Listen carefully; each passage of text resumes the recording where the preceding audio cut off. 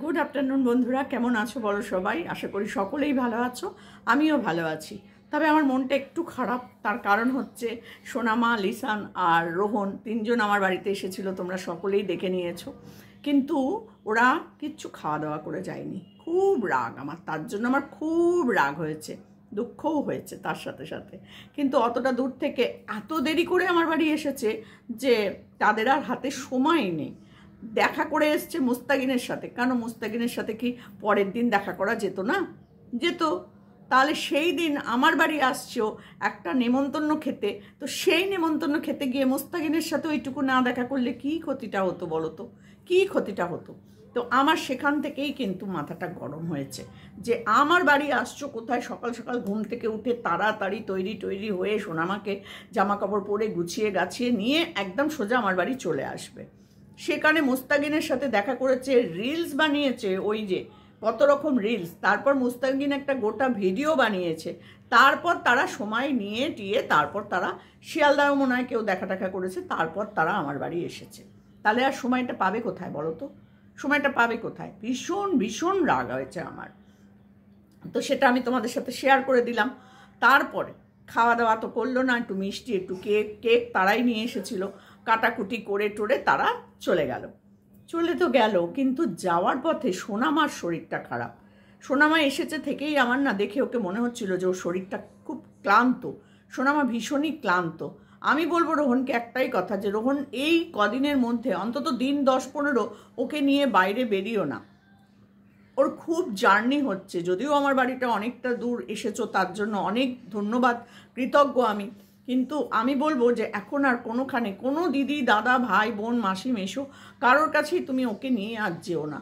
কারণ না, আমার ওকে দেখে সত্যি খুব কষ্ট লাগছিল। ট্রেনের মধ্যে যখন তুমি ওকে হাওয়া করছিলে, লিসান ভিডিওটা দিয়েছে, তো আমার সত্যি মনটা খুব খারাপ হয়ে গেছিলো। আমি বারবার বলেছিলাম যে রাত্রিবেলাটা থেকে সকালবেলা একটু ফ্রেশ হয়ে চা ফা খেয়ে তোমরা বেরিয়ে যাও।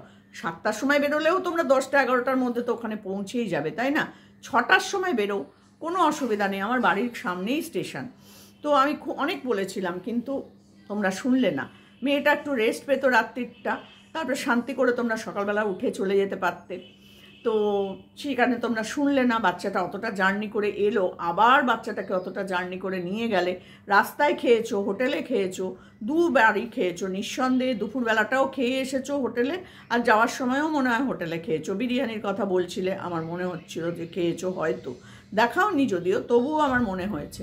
তো বাচ্চাটাকে এত বাইরের খাবারও খাইও না, দোকানে বা কোনোখানে কিছু খাইও না। আমার মনে হচ্ছিল সোনামা যেন একটু কাহিল হয়ে আছে।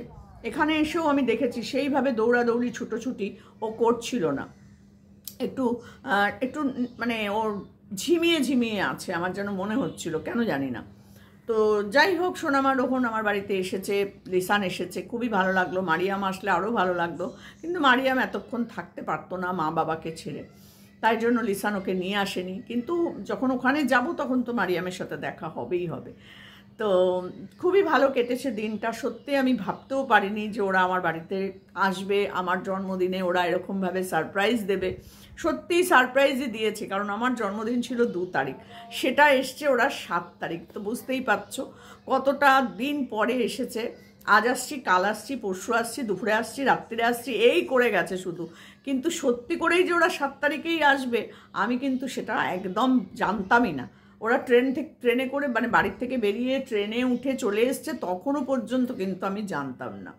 তো তাপসী আমাকে যদি ফোন না করতো যে দিদি আপনার বাড়িতে কিন্তু আসছে ওরা, তখন আমি বলছি, তখন আমি নাতনিকে নিয়ে স্কুলে বসে আছি, ওর পরীক্ষা চলছে। ভাবো, এদিকে ঘর দৌড় পুরো ওলট পালট হয়ে রয়েছে, আমার ঘুম থেকে উঠে বিছানাও তুলিনি, বাচ্চাটাকে তৈরি করে নিয়ে কোনো রকমে আমি দৌড়েছি। ওর পরীক্ষা 9টা-10টা থেকে, তো সেইভাবে রয়েছে আমার ঘরদোর। আমি শুধু ভাবছি, ভগবান, আমি স্কুল থেকে বাড়ি পৌঁছানোর আগে যদি ওরা চলে আসে তাহলে দেখবে যে সমাধি এত নোংরা ঘরদোর এরকম পড়ে থাকে।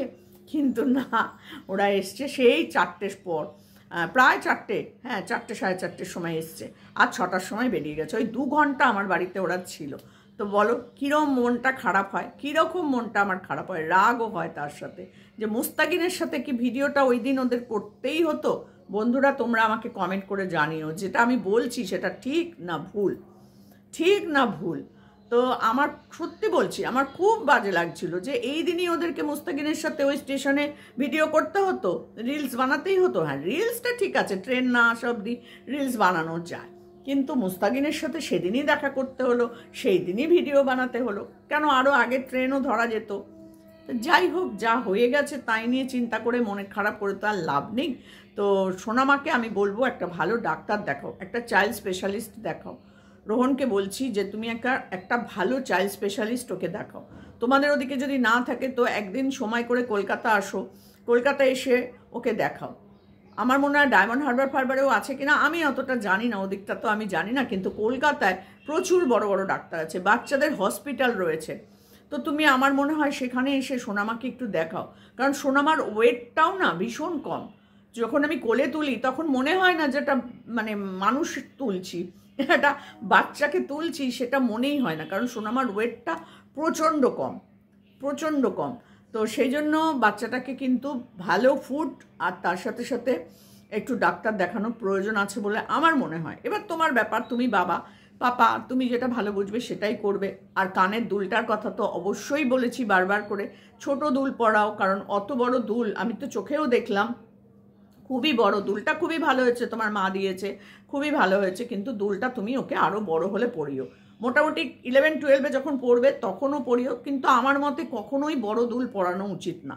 কেন বলো তো, কারণ বাইরে যখন স্কুল টুল যাবে, কলেজ যাবে, তখন টেনে নিয়ে নিতে পারে, হ্যাচকা টান লাগতে পারে। সবসময় কানের সাথে বসানো দুলই আমার মনে হয় বেস্ট। তাতে কি হয়, কানটা তোমার ওই টানার ভয় লাগবে না, কোনো কিছুতে আটকে গেলে। ধরো ও যে মুখে তোয়ালেটা নিয়ে শোয়, ওই ওড়না নিয়ে শোয়, ওই ওড়নাটা তো পুরো ভিজিয়ে ফেলে, ও মুখে ঢোকাতে ঢোকাতে ও ভিজিয়ে ফেলে। কিন্তু ওই ওড়নাটাই যদি কোনো ক্রমে কানের দুলের মধ্যে আটকে যায়, যেখানে একটা আংটা মতন থাকে না, আংটাটা দিয়ে তো একটা দিক দিয়ে ঢুকিয়ে তো আংটার মধ্যে আমরা আটকে দিই এই রিংগুলো, তো সেই রিংটা ওই আটকানো মতন এই খোঁচা মতো একটা জায়গা থাকে, ওই ভিজে অবস্থায় বা শুকনো অবস্থাতেও যদি কানে এরকম আটকে যায় না, বাচ্চা তো ঘুমের ঘরে হাতে টানাটানি করতে করতে ওর কানের লতিটা কিন্তু কেটে যেতে পারে।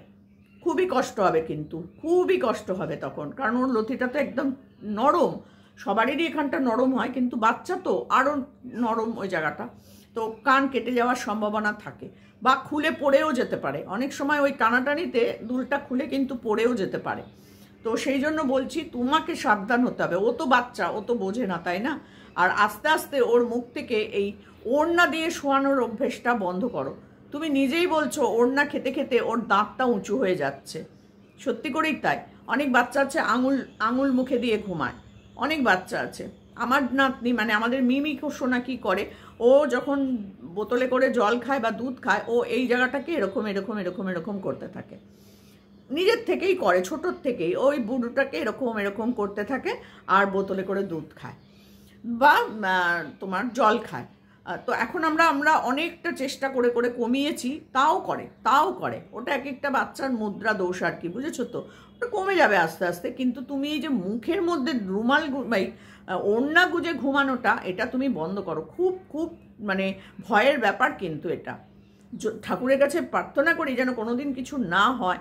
তো এই যে মুখে নিয়ে ও শুচ্ছে, এটাতে কিন্তু কি বলতো, মুখের মধ্যে ওটা থেকে যাচ্ছে প্রথম কথা। তাছাড়াও মুখে যে কোনো জিনিসই রাখলে দেখবে একটা জল আসে মুখের মধ্যে, কিন্তু একটা জল তৈরি হয়, একটা লালা তৈরি হয়। আর এই লালাটা ওর শ্বাসনালীর মধ্যে যদি আটকে যায় কোনো সময়, ধরো ঢোক গিলল, ঘুমের মধ্যেও কিন্তু আমরা সব কিছুই করি, তো ধরো একটা ঢোক গিলল, আর এই ঢোক গেলাতে যদি শ্বাসনালীর মধ্যে ওইটা আটকে যায় না, খুব মানে কষ্টকর ব্যাপার হবে। আর দাঁতটা যখন তুমি বুঝতে পারছো যে ওর উঁচু হচ্ছে, তো প্লিজ ওটাকে তুমি সরাও। একটা তো ওড়না যথেষ্ট বড় হয়, আর ওইটাকেও ঘুরিয়ে ঘুরিয়ে ঘুরিয়ে ঘুরিয়ে খেয়ে ভিজিয়ে ফেলা মানে সারা রাত্রির ওর মুখের মধ্যে কিন্তু ওটা থাকে, সারা রাত্রির ওর মুখের মধ্যে ওটা থাকে। আমি অনেক ডাক্তারদের সাথে কথা বলেছি, বাচ্চাদের ডাক্তারদের সাথে, আমার মেয়েদের জন্য বলেছি, নাতনির জন্যও বলেছি, কিন্তু আমি সব ডাক্তারের কাছে শুনেছি, ধরো অন্য কোনো বাচ্চাকে, আমাদের বাচ্চাদের প্রবলেম না, ধরো আমি বসে আছি এখানে, আমার পাশে আরেকজন বাচ্চা, মা তার বাচ্চাকে নিয়ে বসে আছে, তো সেখানে আমি শুনেছি বলতে যে ও না ঘুমের মধ্যে সব সময় আঙুল ঢুকিয়ে মুখের মধ্যে রেখে দেয়, বার করলেই কাঁদে। বিশ্বাস করবে না, বাচ্চাটার এই জায়গাটা ছাল উঠে উঠে পুরো ঘা হয়ে গেছে, ওইটুকু ছোট বাচ্চা, 2-2.5 বছর বয়স হয়ে গেছে তার, কিন্তু সেই ছোট থেকে মুখে আঙুল দিতে দিতে ওর এই জায়গাটা পুরো একদম ঘা হয়ে গেছে, কারণ ওই আঙুলটার মুখেই তো সার থাকে, আর মুখের লালাগুলো লাগছে, দাঁতের সাথে ঘষা লাগছে। তো তার মধ্যেও মুখের থেকে আঙুলটাকে যদি মারার বের করে দেয়, ওর সঙ্গে সঙ্গে ঘুম ভেঙে যায়, চিৎকার করে কাঁদে। কিন্তু এটাতে যে ওর আঙুলটার অবস্থা খারাপ হয়ে যাচ্ছে সেটা তো আমাদের দেখতে হবে, তাই না? তো কত রকম চেষ্টা করেছে, কিছুতেই ছাড়াতে পারছে না, ডাক্তারের কাছে নিয়ে এসছে ওই আঙুল দেখাতে। তো আমি এরকম অনেক বাচ্চাকে দেখেছি যারা এক এক রকম। একটা বাচ্চাকে দেখতাম এরকম করে করে চুল পাকাতো, সবসময় এরকম করে করে চুল পাকাতো, ছোট চুল, আমারটা বড়, ছোট চুল তো এখানটা ধরে ধরে এরকম পাকাচ্ছে, এখানটা ধরে ধরে এরকম পাকাচ্ছে। ওগুলো বাচ্চাদের একটা করে হচ্ছে মুদ্রা দোষ থাকে, জানো তো, ব্যাড হ্যাবিট, যেটাকে বলে ব্যাড হ্যাবিট। তো সেগুলো মা বাবাকেই চেষ্টা করে করে ছাড়াতে হয়। আর এবার থেকে তো বড় হচ্ছে আস্তে আস্তে, এবার থেকে ওকে আস্তে আস্তে একটু পড়াশোনার দিকে নিয়ে যাও, কারণ ওকে কবিতা বলতে শেখাও, ওকে 1 2 বলতে শেখাও, ওকে ABCD বলতে শেখাও। অনেক ঘোরাঘুরি বেড়ানো হয়েছে তো বলো, ওর শরীরের দিকে একটু নজর দাও। ওর শরীরটা কিন্তু সত্যিই আমার দেখে মনে হলো সেদিনকে খুবই খুবই মানে একটা উইকনেস আছে ওর মধ্যে, যার জন্য হালিশহর যেতে এসেও কিন্তু প্ল্যাটফর্মের মধ্যে ওই বেঞ্চে শুয়ে পড়ছিল। ডাবটা খেয়ে হয়তো একটু ওর ভালো লাগছিল, যার জন্য ডাব খেতে চাইছিল। তোমাদের বাড়িতেও ওর ডাব খায়, কারণ গাছ থেকে পাড়া ডাব। আহারে, আমি কবে যাব আর ডাব আর নারকোল খাবো, যাব খুব শিগগির যাব। তো যাই হোক, লিসানদের বাড়ি যাব, পুকুরের মাছ খাবো, গাছের ফল খাবো। আমি নিজেই বলছি, জানি না তোমরা কবে আবার আমাকে বলবে যে না সমাধি আপনি বাবা কন্ট্রোভার্সি ক্রিয়েটার, আপনি বাবা আসবেন না। জানি না, তোমাদের সাথে একটু মজা করি আমি। তো তোমরা বন্ধুরা আমাকে এই যে আজকে যে ভিডিওটা করছি এটা সম্পর্কে কিন্তু কমেন্ট করে জানাবে। আমি ভুল বললাম না ঠিক, যে মুখের মধ্যে যে ওড়নাটা দিয়ে শুচ্ছে এটা খুব খারাপ হচ্ছে ওর পক্ষে। আর কানের দুলটা ওকে ছোট পরাতে হবে, অনেকটা বড় রিং হয়ে গেছে যেটা একটু ভারী। তো সেটাতে ওর কানটা নিচের দিকে কাটতে থাকবে, বা ওর আঙুল ঢুকে গেল ঘুমের মধ্যে, বা মুখে যেটা দিয়ে ওড়নাটা দিয়ে শোয় ওটা আটকে যেতে পারে। খুব সাবধানে কিন্তু ওকে মানে রাখতে হবে। আর ওর ব্যথাটাও কমছে না হচ্ছে ওই বড় ভারী দুলের জন্য। তুমি একটু রাত্রিবেলা বোরোলিন গরম করে করে লাগাও।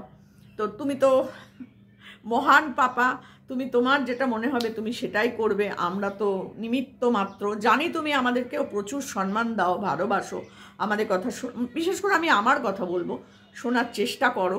তো সেই জন্য বলছি এটাও শুনো, তাতে তোমার বাচ্চার ভালোই হবে, খারাপ হবে না। তবে হ্যাঁ, আমার দাঁত উঁচু হয়ে যাচ্ছে যখন তোমার চোখে পড়েছে, তো তোমার উচিত আগে ওই মুখের ওইটা দেওয়া বন্ধ করতে হবে। আগে অত বড় একটা ওড়না ওকে দেবে না, ছোট্ট একটা রুমাল দাও, খুব নরম একটা রুমাল দাও, একটু বাদে ওটা ভিজে যাবে, ও আপনি ওটা মুখ থেকে বার করে দেবে।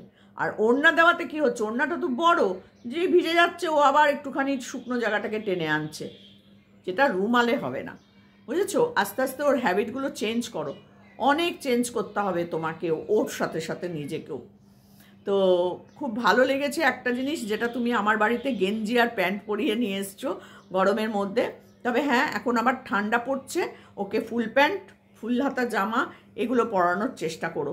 ওই ঝক্কর বড় গেঞ্জি, মোটা জ্যাকেট এখন পরিও না, তাহলে কিন্তু ওর গরম লাগবে, ভেতরে গরম হবে আর ওইটাতেই ঠান্ডা লাগবে।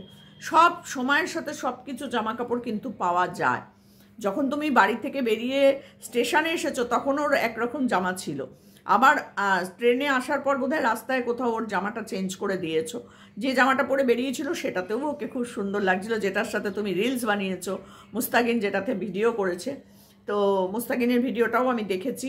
তো মুস্তাকিনকেও বলবো একদিন ওদের সাথে, তোমার সাথেও যেন দেখা হয়, ওদের সাথে দেখা করতে গিয়ে তোমার সাথেও যেন দেখা হয়। ভালোই লাগে তোমার ভিডিও আমি দেখি। তবে হ্যাঁ, পাগলি বলবে না, একদম সোনামাকে কিন্তু পাগলি বলবে না, তুমি কিন্তু পাগলি বলো, পাগলি বলবে না। তো বন্ধুরা, তোমরা আমার সাথে একমত হলে অবশ্যই কমেন্ট করে জানিও যে দিদি তুমি যেটা বলেছো সেটা ঠিকই বলেছো। আর যদি ভুল বলে থাকি, দেখো ভুল তো বলতেই পারি, তো যদি ভুল কোথাও বলে থাকি সেটাও তোমরা কিন্তু কারেক্ট করে দিও। তো রোহন, তোমাকে এইটুকুনি দুটো জিনিস, তিনটে জিনিস কিন্তু তোমাকে একটু করতে হবে বাবা, না হলে বাচ্চাটা কিন্তু কষ্ট পাবে। তো চলো, এটুকুনি বলার ছিল। টাটা।